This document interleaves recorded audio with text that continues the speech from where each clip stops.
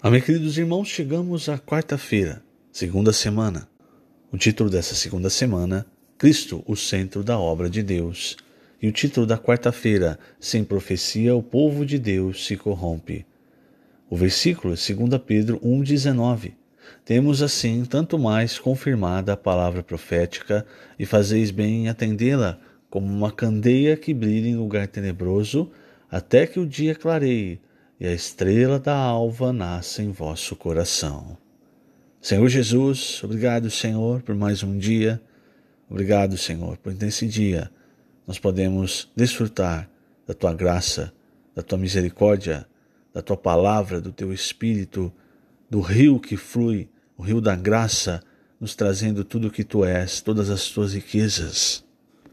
Queremos mergulhar nesse rio, Senhor, ser levados por essa correnteza, pelo Teu Espírito. Conduz-nos, Senhor, a cada dia, através da Tua palavra, essa palavra que nos ilumina, que é como uma candeia brilhando nesse mundo cheio de trevas. Guarda-nos em Ti, Senhor. Não permita que sejamos enganados por mentiras, por cair em armadilhas do inimigo. Pelo contrário, Senhor, em Ti nós somos guardados, em Ti nós estamos seguros. Por isso, Senhor, nós rogamos-Te, guarda-nos em Ti, em Teu nome, guarda-nos, Senhor, na Tua palavra. Nós queremos sempre praticar a Tua palavra, sempre guardar o Teu nome na nossa vida, invocando o Teu nome, desfrutando o que o Senhor é, as Suas riquezas. Esse, Senhor, é o viver que nós desejamos até o fim, e que o Senhor tenha misericórdia de nós até o fim. Obrigado, Senhor. Jesus é o nosso Senhor. Muito bem, queridos irmãos, falando ainda sobre a igreja, a igreja desde o seu nascimento até os tempos atuais que nós temos vivido. E aí vamos falar sobre a nossa experiência, não é? O que acontece a partir do martírio de Paulo e a partir do martírio dos demais apóstolos é que a palavra de direção, a palavra profética, irmãos, ela sumiu, entre aspas, não é? Quando Paulo ele escrevia uma epístola à igreja, a uma igreja, era exatamente essa palavra que ele estava dando para a igreja. Havia, então, naquela época, a palavra do Antigo Testamento, e dentro da palavra do Antigo Testamento, mais a revelação do Senhor Jesus, então formou-se o Novo Testamento. E naquela época, então, os escritos de Paulo, os escritos de Pedro, e havia muitos outros escritos além dos que estão registrados na Bíblia. Esses escritos, eles eram a palavra profética da época. Por quê? Porque visavam conduzir todos os irmãos, as igrejas, no caminho correto. Então, quando Paulo fala a Timóteo, no capítulo 1, versículos 3, 4, que nós falamos ontem, quando ele envia Timóteo para Éfeso e ele diz: eu te roguei que você permanecesse em Éfeso para admoestardes a certas pessoas, a fim de que não ensinem outra doutrina, nem se ocupem com fábulas e genealogias sem fim, que antes promovem discussões do que o serviço de Deus na fé. Então, as cartas de Paulo, elas promoviam o quê? A economia de Deus, o serviço de Deus, que a palavra serviço é a economia de Deus na fé. Gerava Cristo nas pessoas. Você vê isso muito claro em Gálatas, quando ele corrige o erro no caminho dos Gálatas, que estavam praticamente voltando à lei. Então, o que Paulo visava? O que as cartas de Paulo visavam? E eu repito, irmãos, Paulo não escreveu apenas as cartas que estão, na Bíblia. Então, escreveu outras cartas. Escreveu outra carta à igreja em Corinto, escreveu carta à igreja em Laodiceia, entre outras. Essa palavra de Paulo, apesar de não ter entrado para completar a Bíblia, essa palavra de Paulo, como outros escritos de Pedro, são a palavra de Deus, a economia de Deus, visam gerar a economia de Deus nas pessoas. Isso é a palavra profética, irmãos. Se não há Então essa palavra acontece o quê? Perde-se em fábula, genealogia. Cada um fala o que quer, o que acha que o que é devido. Muitas vezes coisas erradas, interpretações erradas. Então, a partir da morte dos apóstolos, isso se perdeu. E aí você percebe o declínio que a igreja entrou. A história do declínio da igreja é profetizada nas 7 cartas às igrejas da Ásia, irmãos. Você vê na história, com Martinho Lutero, uma reação à degradação da igreja. Mas ainda não dava para ver a igreja que o Senhor idealizou. A igreja que como os apóstolos levantaram, né, como a igreja primitiva. Você não vê isso acontecendo com Martinho Lutero. Então, ali houve uma reação. Muitas verdades foram novamente levantadas, foram restauradas, a palavra correta é essa. Então, a partir dali, com o tempo, muitas verdades foram sendo restauradas, irmãos. Hoje, nós vivemos a nossa vida da igreja, baseada em tudo que o Senhor nos mostrou, todas essas verdades que o Senhor restaurou, principalmente com respeito à base da igreja. Falando agora da nossa experiência, né, particularmente nós do Brasil, as igrejas do Brasil, da América do Sul e até algumas ao redor do mundo, o ministério do irmão Dong nos trouxe muita ajuda, muita luz a praticar essas verdades. E hoje, irmãos, já muito próximos do final dos tempos, até no que nós podemos chamar de era do Apocalipse. Por que era do Apocalipse? Porque muitas coisas já têm se movimentado, coisas que estão ali naquele livro já têm se movimentado, já têm acontecido.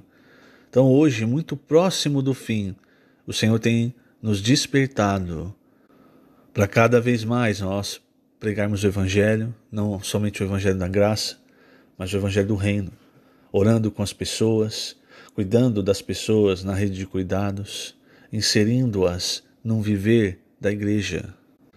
Essa palavra, irmãos, que o Senhor tem nos dado, é para quê? Como Paulo disse a Timóteo, né, e na verdade ele também se dirigia aos Efésios, essa palavra é para gerar a economia de Deus em nós. Veja o que nós vimos no livro de Efésios. Não é meramente um estudo para adquirir mais conhecimento bíblico.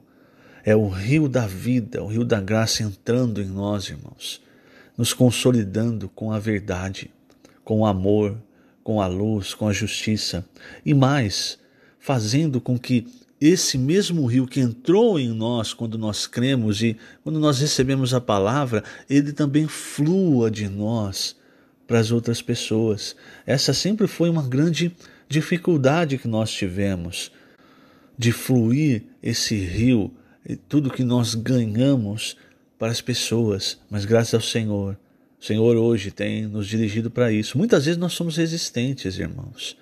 Nós nos apegamos a tudo que nós aprendemos no passado e isso fica fechado como um cadeado em nós e não permite que nós avancemos.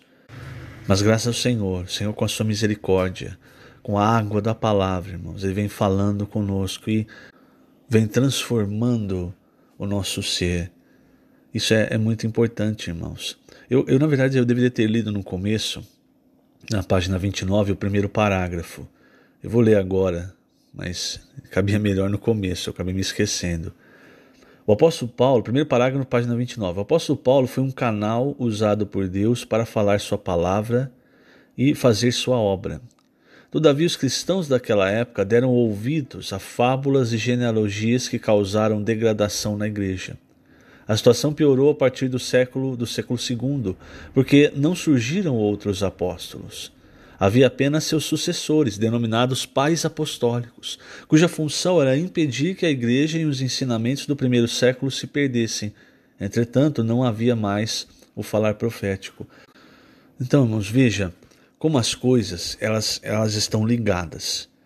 Veja o que o Senhor tem falado muito para nós hoje sobre esse anseio de pregar o Evangelho, esse anseio que há no próprio coração do Senhor, para que as pessoas de toda todo esse país, que está de todo esse mundo, ouçam a palavra do Senhor. Quando, lá em Atos 19, quando Paulo foi para Éfeso, e ele preparou, ele entendeu que aquela cidade poderia ser um centro em que ele aperfeiçoasse os irmãos ali, até usa a palavra discípulos, em que ele aperfeiçoasse esses irmãos para enviá-los para a Ásia. O versículo 10, se eu não me engano, 19:10, fala que a partir dali, então, toda a Ásia começou a ouvir a palavra do Senhor. Então perceba que queima no coração de um apóstolo o desejo do Evangelho, que o Evangelho, a palavra de Deus, se espalhe. Por que eu estou falando isso? Veja, isso foi falado, essas coisas foram faladas para a igreja em Éfeso. E nessa época, aí vamos considerar a primeira carta à igreja em Éfeso, lá no Apocalipse. Então fala para eles, olha, vocês foram muito bem treinados, vocês conhecem muito bem a palavra, vocês sabem quem é apóstolo, quem não é, mas tem um problema. Vocês perderam o primeiro amor. Sabe, irmãos, esse primeiro amor é o que nos leva a servir ao Senhor adequadamente. E não simplesmente por uma tradição. Os fariseus, os saduceus, eles serviam a Deus por tradição e muitas vezes olhando, na verdade, o seu benefício próprio. Mas quando nós, irmãos, tocamos no amor de Deus, nós servimos a Deus, nós nos consagramos ao Senhor por causa desse amor que vai fluindo para nós. Nós colocamos as coisas de Deus em primeiro lugar. E veja, o que é falado em Mateus 24 com respeito ao tempo do fim. Veja só, no versículo 11 é dito assim: levantar-se-ão muitos falsos profetas e enganarão a muitos. Por que é colocado dessa forma? Por causa da importância da palavra profética. Então hoje, irmãos, há muitas pessoas enganando a muitos. Ou seja, falam e não gera a economia de Deus dentro das pessoas. O amor, o primeiro amor, o apreço, o amor em pregar o Evangelho. Então, por que não gera a economia de Deus? Por que não flui as riquezas de Deus para dentro das pessoas? A iniquidade se multiplica e o amor se esfria. É o versículo 12. Aí você olha o versículo 12 que fala assim, ó, por se multiplicar a iniquidade, o amor se esfriará de quase todos. Aí você olha as coisas desse mundo e acha que está falando das coisas desse mundo. Mas não, porque o amor aqui é o ágape. E o mundo não tem o ágape. Quem tem o ágape somos nós, a igreja. Então, por falta da palavra profética, irmãos, de pessoas que falam, como Paulo, a economia de Deus para dentro da fé das pessoas, que infundem o amor de Deus, as riquezas de Deus para dentro das pessoas, por essa falta, o amor vai se esfriando. O amor ágape. E aí, irmãos, o evangelho não é pregado. Mas, no versículo 13 diz, aquele, porém, que perseverar até o fim, esse será salvo. E será pregado esse evangelho do reino por todo o mundo para testemunho a todas as nações. Então virá o fim. Ele não está falando mais do evangelho da graça, ele está falando do evangelho do reino, irmãos. O evangelho do reino é o evangelho que traz o reino de Deus, a autoridade de Deus para casa, para as famílias das pessoas. Então, quando nós saímos às ruas para pregar o evangelho, irmãos, veja, essa palavra que nós temos recebido tem feito o quê? Tem, em primeiro lugar, tem trazido para nós as riquezas de Deus, a economia de Deus. E em segundo lugar, tem nos motivado, irmãos, tem aquecido esse amor dentro de nós para ir às ruas, para pregar o evangelho, para levar o reino de Deus para a vida das pessoas. E veja que interessante, irmãos. O apóstolo Paulo, ele trabalhou muito em Éfeso. E aí ele foi martirizado, né? Depois, anos depois, quando o apóstolo João saiu de Patmos, o que a história registra? Que ele foi para Éfeso. Ele foi continuar o que Paulo havia iniciado. E ali em Éfeso, quando você lê a segunda e a terceira epístola de João, você percebe isso. O que ele ajudou os irmãos a fazerem? Ele ajudou os irmãos a voltarem ao primeiro amor, como ele, o último apóstolo, daquela geração falando a palavra de Deus. Você não vê muito registro do que João falou. Você vê as 3 epístolas, o Evangelho e o Apocalipse. Se você comparar com as epístolas de Paulo, é pouco, não é? Mas ali em Éfeso, irmãos, ele fez os irmãos novamente despertarem para o primeiro amor. E aquele amor que estava se esfriando voltou a estar aquecido. Então o que você vê em 2ª e 3ª João? Os irmãos saindo de Éfeso e indo para outras cidades. É isso que ele fala, por exemplo, para Gaio, quando ele fala, é muito bom que você receba esses irmãos que estão saindo, estão deixando a vida deles por amor ao Evangelho. Então você percebe o que a palavra profética gera em nós. Como Pedro disse, né, em 1 Pedro, ela nos dá um caminho.